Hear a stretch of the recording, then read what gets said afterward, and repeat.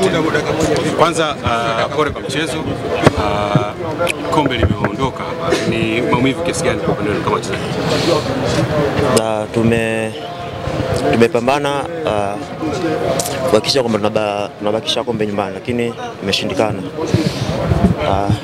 Tuna mbele zaidi na kikubwa tuna focus katika mashindano. Wewe umekwepa mazingira mchezo yalikuwa magumu kiasi gani kwenu kufikia kile ambacho mlikuwa mmekipanga? Tulikuwa nyumbani, kama wachezaji tumepambana sana, lakini kiukweli kila mtu ameona,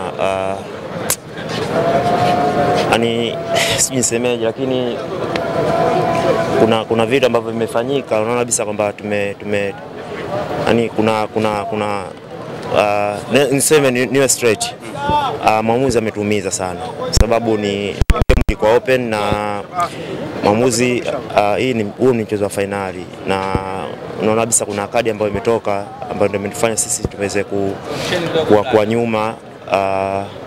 Kwa maamuzi ameharibu finali, lakini kwa upande wetu kwa tumejiandaa vizuri na game tayari tulikuwa tushaikamata, na tulikuwa tunaamini kwamba tuko na uwezo wa kusawazisha na tuweza kupata matokeo. Simba mnakwenda kucheza ligi kuu na CRDB Federation Cup, pengine nguvu ikoje kuhakikisha mnapambania mataji haya mawili ya Tanzania? Kikubwa kama timu, focus yetu itarudi tena katika michezo ya ligi na mchezo wa FA.